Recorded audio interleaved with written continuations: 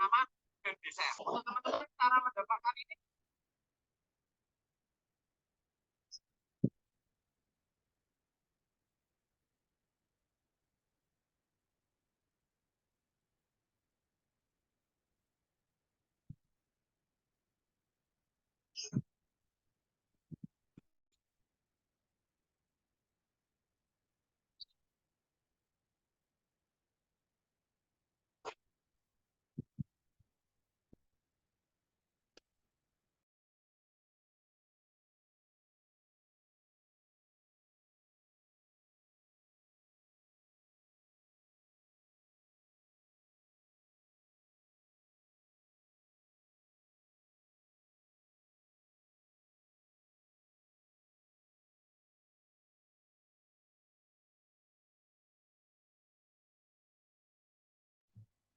Baik, bismillahirrahmanirrahim. Assalamualaikum warahmatullahi wabarakatuh.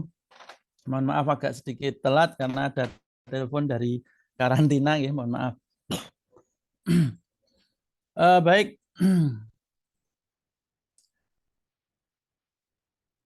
Bentar.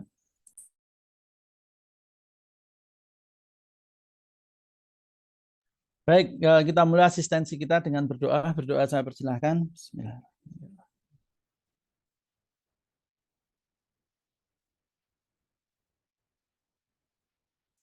Cukup, terima kasih. Ya, kita akan asistensi untuk praktikum kedua, yaitu digesti dan endokrinologi. Ya. Ini sebenarnya kita punya preparat banyak, tapi karena keterbatasan dari mikroskop,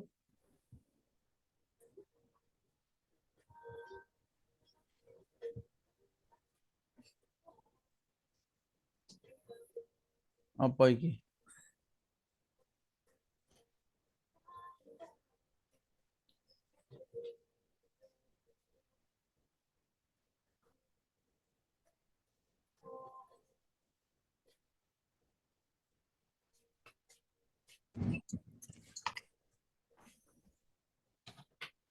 Baik, kita ulangi lagi.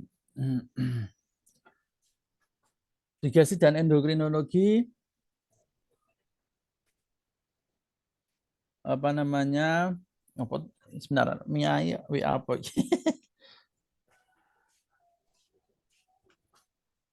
Pak Yon ada pertanyaan.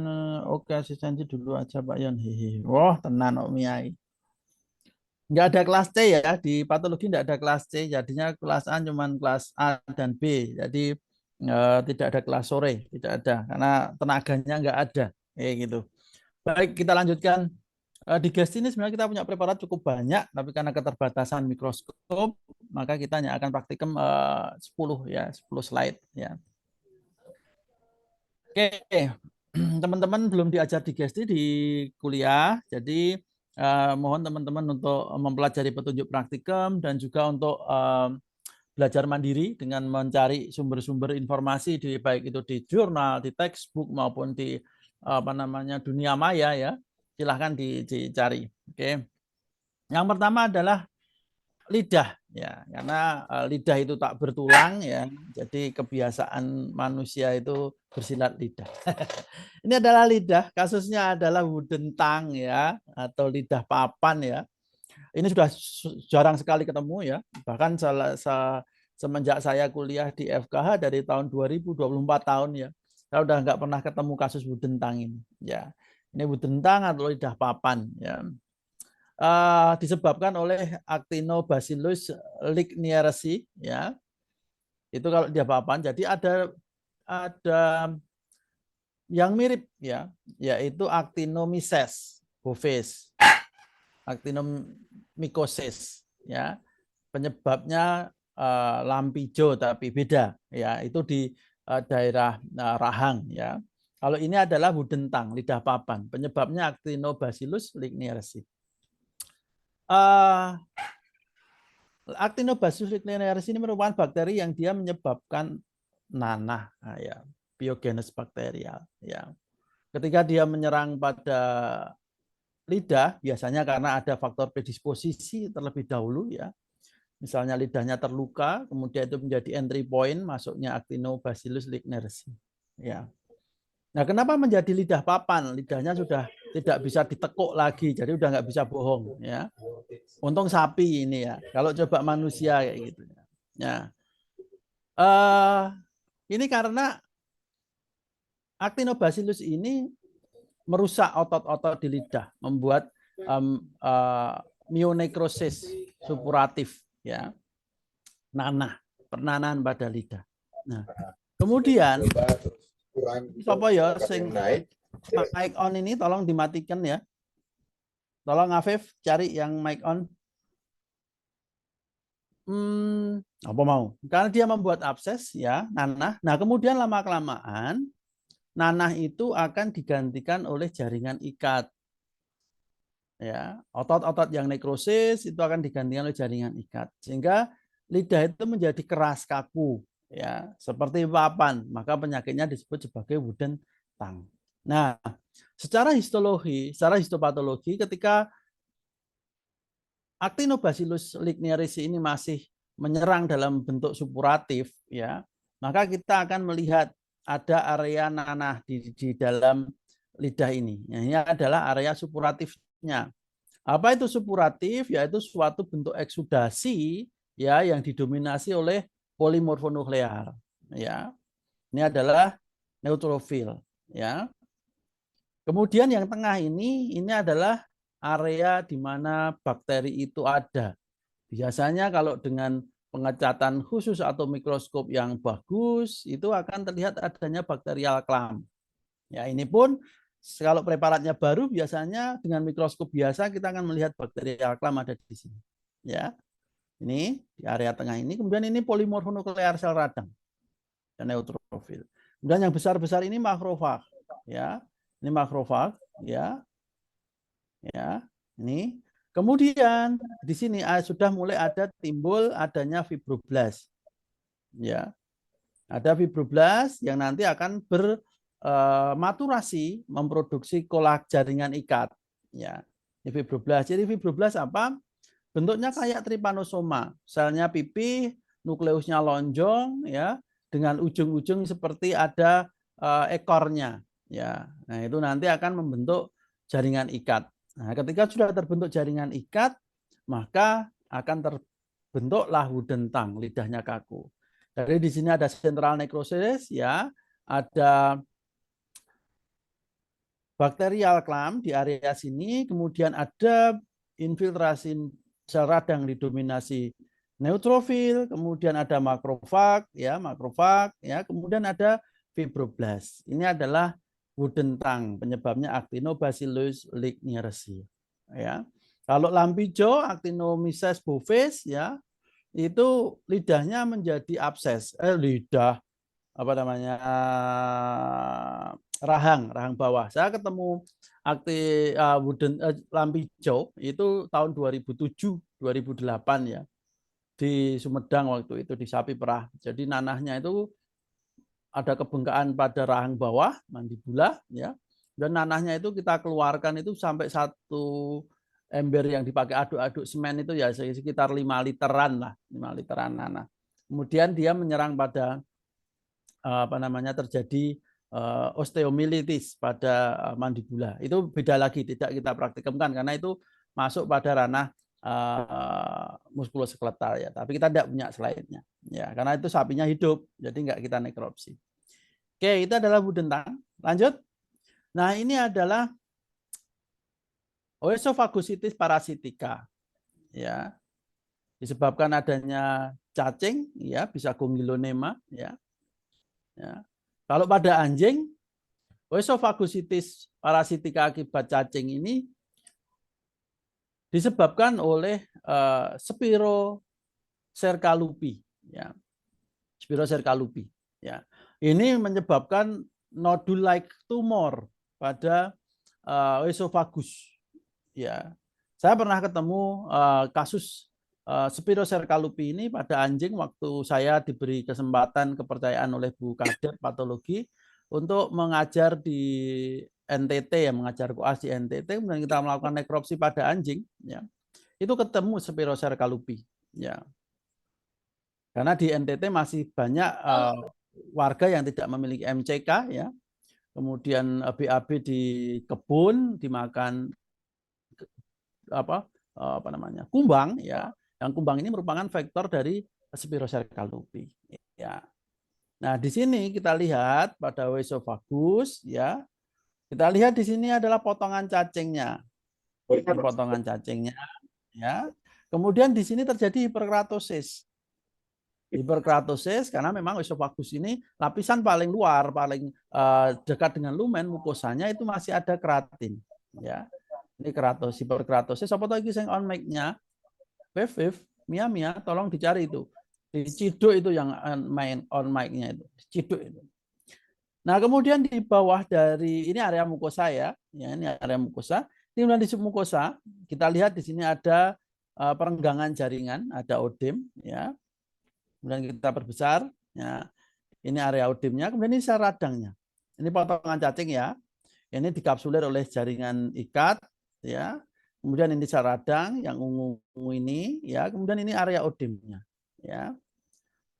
Oke, ini adalah oesophagocytis parasitica. Oke. Nah, ini masih pada oesophagus, bisa juga sampai pada ingluvies, tidak masalah ya. Ini adalah bisa nanti oesophagus, bisa ingluvias ya di slide ya, sama. Adalah oesophagocytis atau ingluvitis mycotica akibat infeksi dari Candida ya. Kalau itu ingluvias nanti di sini ada kelenjar, ada glandula ya di sini. Tapi kalau nggak ada berarti di sini adalah oesophagus. Bedanya besok di situ ya, hati-hati ya pada waktu responsi. Cirinya apa? Kita berbesar nggih. Nah, ini kita akan menemukan adanya pseudohifa. Ini yang seperti ini. Yang bedakan ya, yang ini keratin, ya, yang merahnya merah muda ini keratin, ya. Yang merahnya merah tua, lebih kuat merahnya, ini adalah pseudohifa. Morfologi dari Candida, ya. Ini ada potongan pseudohifa dan di Candida, kemudian ada hiperkeratosis, ya. Ini hiperkeratosis, ya. Kemudian kita balik ke atas, di sini ada reaksi inflamasi di sini, ya, tapi kita nggak punya perbesaran kuatnya. Ya, reaksi inflamasi, sel radangnya ada di sini, ya. Ini adalah potongan dari Candida tadi, kemudian ada hiperkeratosis, kemudian ada reaksi inflamasi, infiltrasi sel radang, ya. Oke, pada submukosa. Oke, ini adalah ingluvitis atau oesophagocytis mikotika. Nanti tergantung preparat yang ada di praktikum apa, tapi sama. Oke, ini adalah organ lanjut dari setelah inglovies, yaitu proventriculus. Ya, ini cirinya proventriculus, dia yang paling mudah kita ingat, dia adalah memiliki kelenjar subrugosa. Ini adalah kelenjar subrugosanya. Ya, dia di bagian submukosa, ini mukosanya. Ini lumennya. Ya, sorry. Ini lumennya. Ya. Nah, kasus pada slide ini adalah proventriculitis hemorrhagica. Ya, ini adalah area hemoraginya. Ini. Ini adalah hemoraginya. Penyebabnya bisa banyak, ya. Bisa penyebabnya virus, misalnya ND, ya. AI itu bisa menyebabkan proventriculitis hemorrhagica, ya. Oke. Cirinya ada apa? Ada hemoragi, ada eritrosit ekstravasasi. Ya. Ini di sini. Kemudian ada reaksi inflamasi, ada sel radang.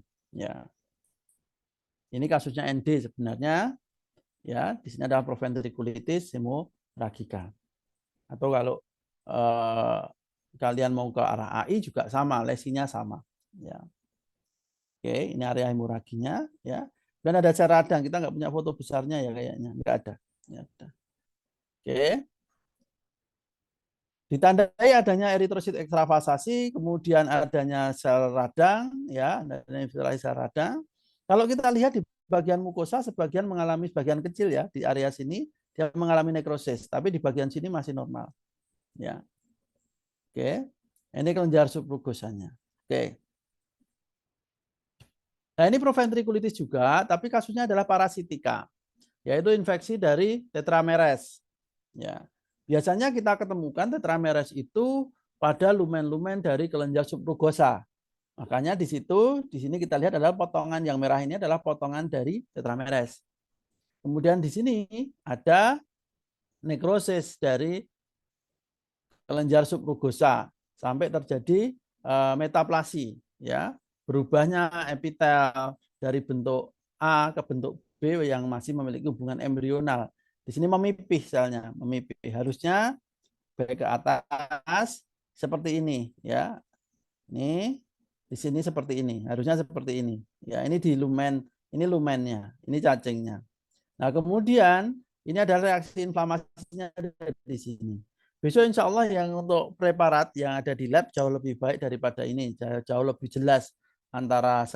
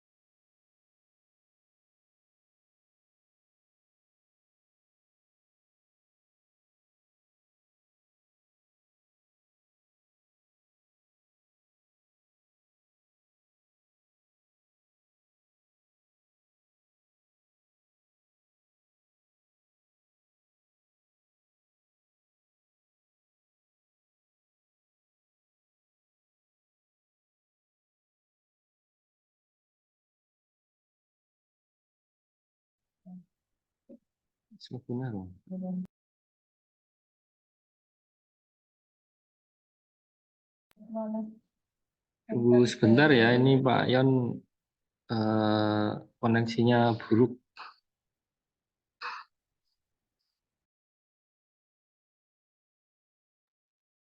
Silakan presensi di chat, itu sudah saya kirimkan link untuk presensi. Silakan teman-teman mengisi presensi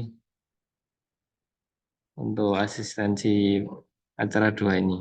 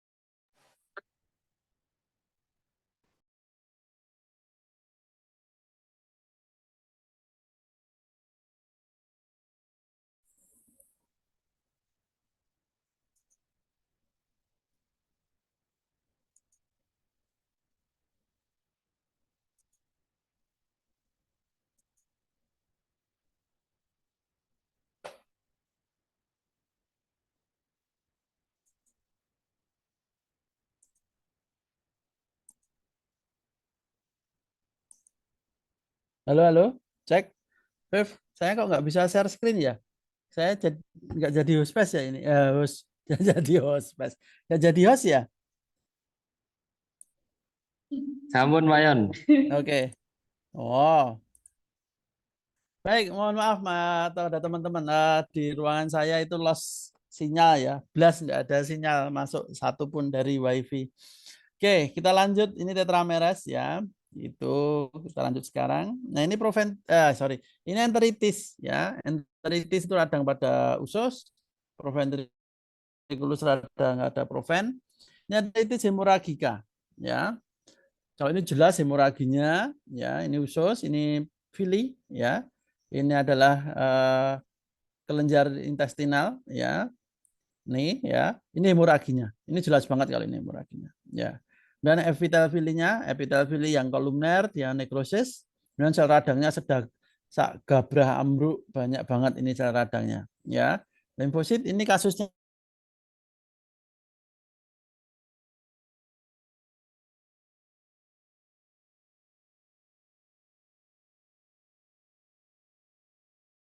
adalah AI. Ya,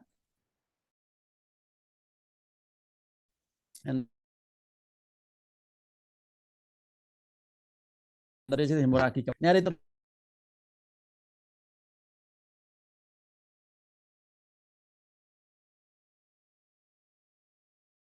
terus bisa kita ingat.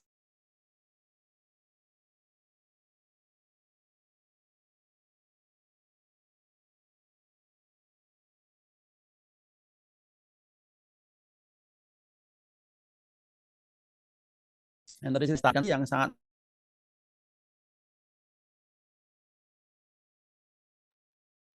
Pak Yon, suaranya putus-putus Pak Yon. Minyak putus-putus.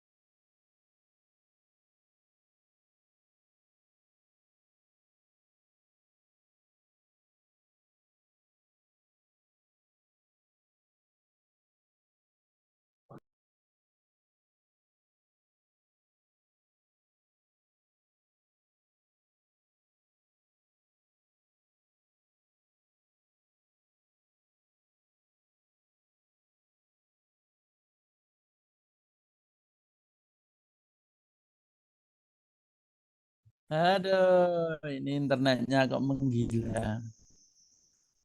Oke, setara UGM kok wifi-nya delap-delap. Setara FKH ding, nek nang kedokteran ora soalnya. Nang kedokteran lancar jaya. Ini anu apa provokatori mahasiswa ben protes anu wifi. Baik, kita lanjut. Ini bisa terjadi pada kasus parvo di anjing ya, bisa juga terjadi pada kasus infeksi ankylostoma dan lain sebagainya ya, infeksi emeria ya nanti di belakang ding itu ya. Ini bisa terjadi macam-macam. Atau traumatik bisa karena di ususnya di pakannya ada mungkin benda tajam yang dia menyebabkan traumatik pada usus sehingga menyebabkan hemoragi. Bisa juga penyebabnya macam-macam. Nanti bisa kalian searching sendiri di Mbah Google ya. Well, sekarang kita lanjut, enteritis yang berikutnya adalah enteritis parasitika. Ini gambarnya tidak begitu bagus, tapi insya Allah nanti di preparat praktikum jauh lebih bagus daripada asistensi ini. Ya, ini sekum sebenarnya. Radang pada sekum disebut sebagai tiplitis. Ya, adanya infeksi emeria.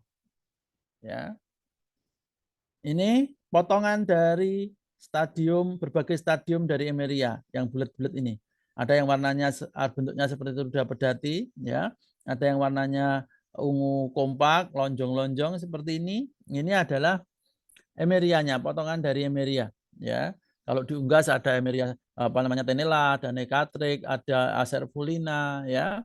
Kalau di kelinci ada emeria stide, emeria magna, ya. Emeria bovis pada sapi, macam-macam, ya. Di satwa liar juga ada emeria, tapi saya tidak begitu hafal untuk yang ada di satwa liar. Ya, ini adalah potongan dari berbagai stadium dari emeria yang dia menyebabkan nekrosis dari epitel kelenjar, epitel kelenjar intestinalis, tapi epitel mukosa itu juga ditempati oleh emeria. Sehingga kalau emeria ini pada waktu siklus hidupnya dia itu bisa memecahkan atau membuat nekrosis dari epitel, sehingga epitelnya menjadi gundul, ya, kelenjarnya menjadi nekrosis, ya, sehingga epitel mukosanya gundul, nanti rilis emerianya ini ke lumen, masuk ke bercampur dengan ingesta, dikeluarkan melalui feses, ya, itu seperti itu, ya. Kemudian reaksi seradangnya biasanya adalah neutrofil atau heterofil tergantung hewannya. Kemudian ada limfosit juga boleh, ya. Kemudian kadang ada hemoragika, ya. Ada hemoragi juga, ya. Oke, tapi pada slide ini kita tidak temukan hemoragi. Yang ada hanya potongan emeria, stadium berbagai stadium emeria, nekrosis dari epitel baik epitel kelenjar maupun epitel tunika mukosa, ya. Kemudian ada reaksi radang, ya. Nah, kemudian ini infectious canine hepatitis, adenovirus, ya. Tapi sudah jarang banget ya, kita lama banget nggak punya ini, nggak, yang baru nggak punya ya, kasus baru. Ini sudah dipraktikkan mungkin pada praktikum patologi umum terkait dengan benda inklusi intranuklear. Ya, cirinya apa? Ini kita temukan adanya benda inklusi intranuklear. Ya, apa itu ciri benda inklusi intranuklear? Kalian bisa baca kembali di petunjuk praktikum patologi umum, tidak perlu saya jelaskan. Kemudian Di sini ada halokromatin, ya, ada marginasi kromatin. Selnya juga menjadi membesar, hipertrofi, ya. Kok jarang sel radang di sini, Dok? Tidak ada sel radang. Ya, betul. Memang beberapa kasus infeksi virus itu pada fase akut itu sel radang belum sempat migrasi ke situ. Sehingga di sini tidak kita temukan sel radang. Tapi nanti kelamaan hepatosit ini akan nekrosis ketika virusnya mengalami rilis, ya.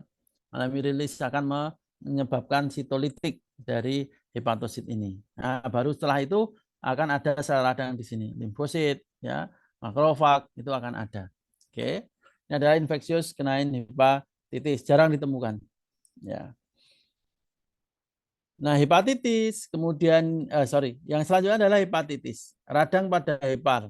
Ya, penyebabnya macam-macam, toksin, bakteri, ya, kemudian virus, ya, itu macam-macam bisa menyebabkan radang pada hepar. Nah, hepar, pankreas itu adalah endokrinologi, ya. Ditandai apa? Adanya infiltrasi heterofil. Ini unggas, ya. Hepar unggas, kasusnya dulu kalau saya tidak salah adalah kolibasilosis. Ini adalah infiltrasi heterofil yang sangat masif, ya, sangat banyak, ya, semuanya ini. Dan ini eritrosit, terjadi kongesti yang sangat kuat, ya. Ini hepatosit, ya. Ini beberapa hepatosit mengalami degenerasi melemak, tapi fokus kita bukan pada degenerasi melemak, karena degenerasi melemak adalah fokus pada patologi umum. Fokus kita pada adanya infiltrasi heterofil yang sangat masif, adanya kongesti, ya. Ini adalah hepatitis, ya. Endokrinologi. Nah, ini adalah white spot akibat Ascaris suum, larva migran dari Ascaris suum pada babi, pada hepar babi, ya. Jadi Ascaris suum mirip dengan Metastrongylus, ya. Dia akan menyebabkan nekrosis pada hepatosit, ya, terutama pada area interlobuler, ya, dan diikuti oleh proliferasi jaringan ikat, ya. Jadi area-area yang dilewati oleh larva dari Ascaris suum itu nanti akan nekrosis, ya. Kemudian dia karena sangat parah dan berlangsung lama tidak digantikan oleh hepatosit baru, ya, karena berat infeksinya kan, sehingga dia akan digantikan oleh jaringan ikat. Ya. Jaringan ikat ini akan membentuk bridging jembatan-jembatan yang menghubungkan antara satu area nekrosis 1 dengan area nekrosis 2, ya, yang lain maksud saya. Nah, sehingga secara makros pada kasus white spot ini ya hepar babi itu akan belang-belang. Ada putih-putih, warna putih-putih di antara warna merahnya hepar, ya, itu. Nah, ini adalah yang sudah terbentuk jaringan ikat membentuk white spot. Kemudian ada sel radang, di sini ada limfosit, ada makrofag, ada fibroblast, ya. Kemudian ini yang sebelah kiri ini ada area nekrosisnya. Ini area nekrosis hepatositnya. Ini adalah hancuran sel hepatositnya, hancuran hepatositnya. Kemudian di sini adalah sel radang. Nah, ini masih belum tergantikan jaringan ikat. Tapi kalau ini berlangsung lama terus-menerus, hepatosit tidak bisa meregenerasi, maka akan digantikan oleh jaringan ikat. Ya, ini adalah kasus white spot. Sampai sekarang masih kejadiannya. Jadi masih bisa kalian temukan di alam. Ya, oke. Ini adalah white spot pada hepar babi. Oke. Nah, ini adalah kolangitis.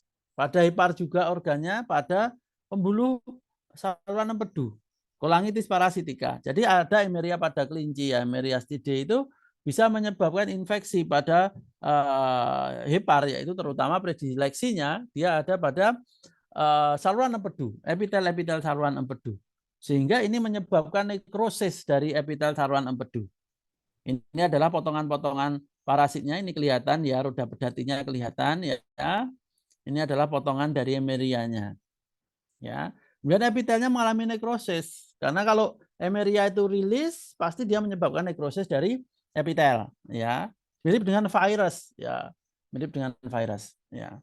Kemudian di sini reaksi radangnya ada neutrofil dan juga ada heterofil. Ingat di kelinci ada istilah heterofil juga. Oke. Ini sel radangnya, ya. Kemudian di sini kita lihat ada jaringan ikat, ini normal karena Emeria ini menginfeksi pada ductus biliverus pada Trigonum kiernan atau Trias hepatica atau portal hepatik, ya. Ini lazim kita temukan ada jaringan ikat dalam jumlah yang sedikit tipis, ya. Tapi kalau dia melebar, nah ini baru tidak normal, ya. Oke, ini adalah kolangitis parasitika. Ya. Nah, ini adalah goiter, ginjal tiroid. Ya, adalah koloid goiter, goiter. Ya, setiap asinus ya dari kelenjar tiroid ini akan menghasilkan sekret yang kalian kenal dengan istilah tirosin. Ya, ya. Itu T3, T4, tirosin dan seterusnya, metabolismenya seperti itu. Ya, kalau kalian masih ingat pelajaran SD, SMP, SMA, ada orang yang kekurangan iodin, ya itu akan terjadi penyakit gondok.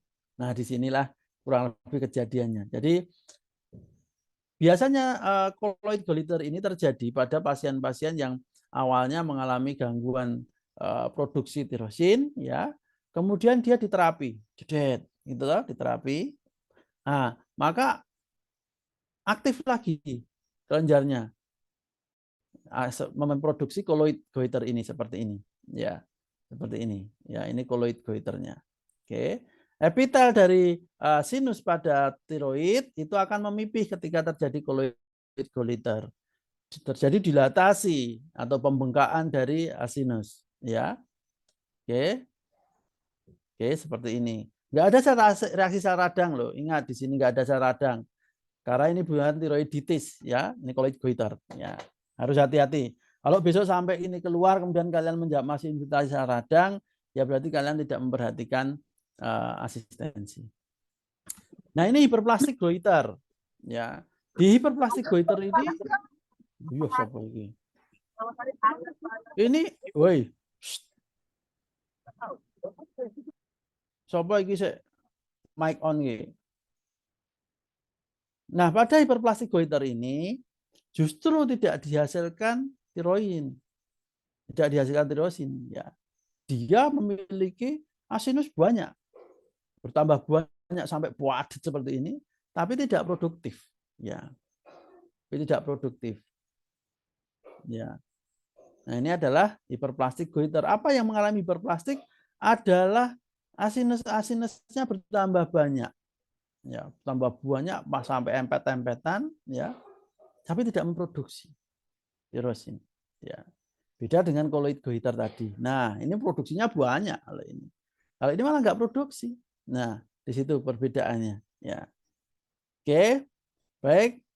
Saya kira itu yang akan kita praktikumkan. Nanti kalau mungkin ada sesuatu yang baru selama teman-teman praktikum tidak sesuai dengan asistensi, tidak apa-apa. Nanti akan kita jelaskan selama praktikum. Kalau ada pertanyaan silahkan nanti biar dijawab oleh Dr. Mia sama Dr. Afif. Monggo.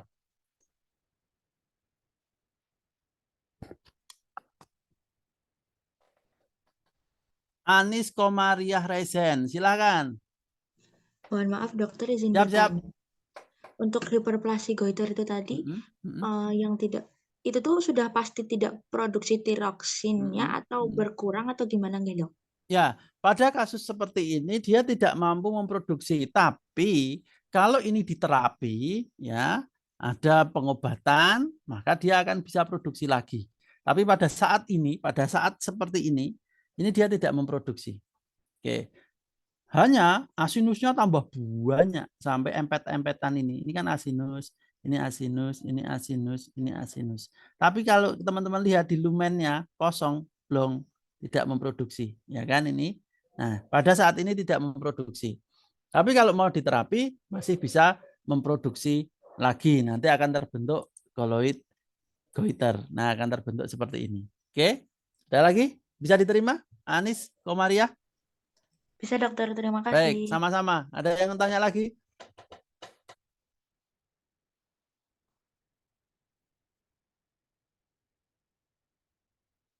Sudah tidak ada? Baik, kalau tidak ada, marilah asistensi pada kesempatan siang hari ini. Absen, presensi, Mia? Sudah presensi belum? Mia? Sudah buat link presensi belum? Sudah, Pak. Baik, terima kasih, Mia. Baik, berhubung semua acara sudah selesai, asistensi sudah selesai, mari kita akhiri dengan berdoa. Berdoa saya persilahkan. Cukup, terima kasih. Semoga teman-teman semua selalu dalam keadaan sehat, ya. sukses dan bisa menjalankan praktikum patologi sistemik digesti dengan lancar. Terima kasih. Assalamualaikum warahmatullahi wabarakatuh. Monggo Dr. Afif link untuk ditutup. Terima kasih.